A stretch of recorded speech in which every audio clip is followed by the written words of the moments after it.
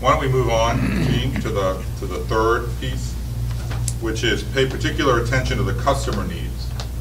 I think many of you have the experience that people come in with a great idea, but they've never thought about the customer aspect. They only think about what they want to do.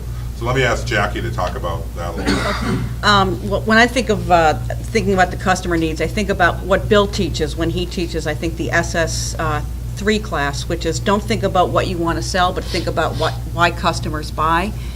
And many of our clients, of course, they don't think marketing, they don't think sales, they don't think about, what people really want with their product. So one of the things that I do is I ask my new clients to reach out to competitors who would be competitors in other markets and call the successful people and ask them who else tried this and failed in your area and why did they fail? And ultimately it will come down to some sort of poor customer placement or not understanding the business. And they get a lot of information along those lines when they ask that question. And another case, it was a gentleman who wanted to start a commuting, get a bus run from University to Uptown. So he thought he was the ideal customer, he would pay for this, it was going to be a viable business. So I said, well, start riding the bus and ask, on your way, on your bus, ask who else would do it and what would they pay. And then go to the apartment complexes and ask who would do it and what would they pay.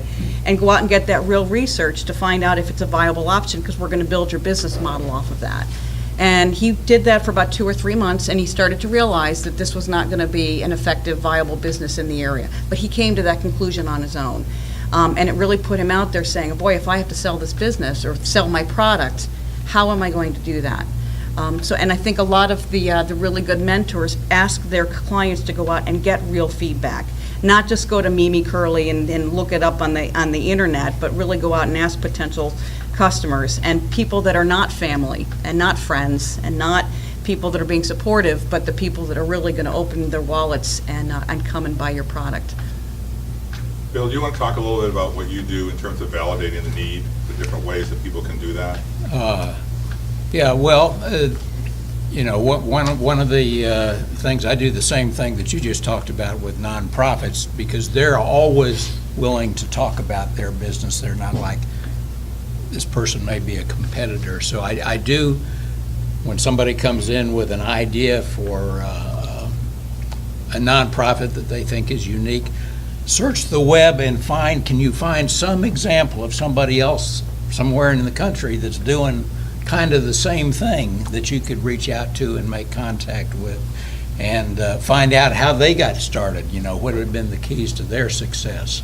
Other things I do is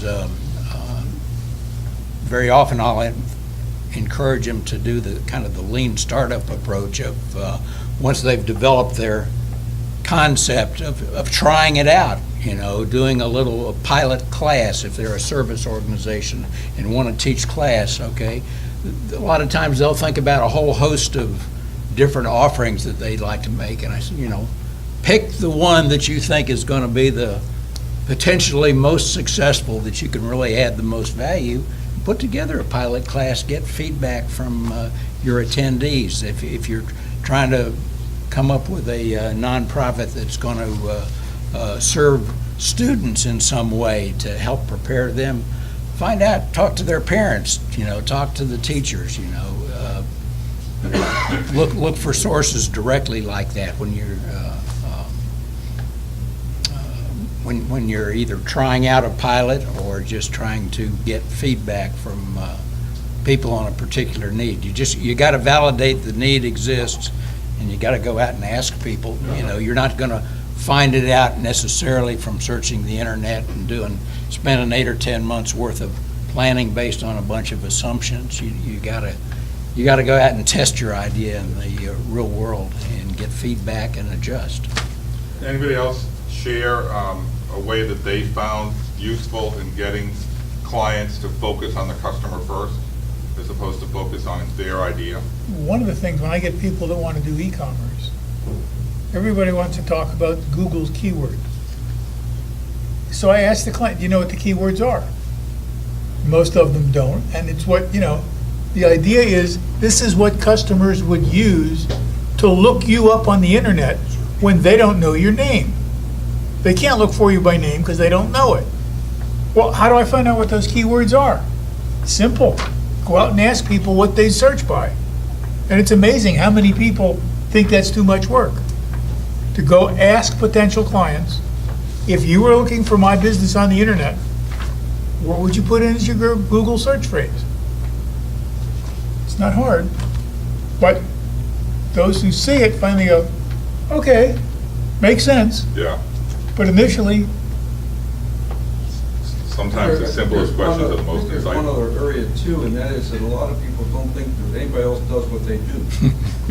And they are the only person, nonprofits are historically good for this one. Because, I'm going to solve world peace, and they got 400 other organizations they're ignoring. They're doing exactly the same thing. And so, one of the things that I try to get them to do is to say, why you? What makes you so valuable that somebody's going to change a buying habit to come over and buy from you?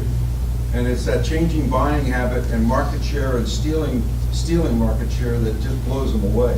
That they have to realize that somebody else is doing what you're doing. You gotta go steal customers. Very, very often you hear them say, nobody else is doing this. yeah. We're the only ones. I've got no competition. And we all know that's ridiculous because there's always alternatives, substitutes, other ways of satisfying. And you're competing for the dollars in the wallet. There's lots of other things they can spend their money on. So. Anything else on this topic?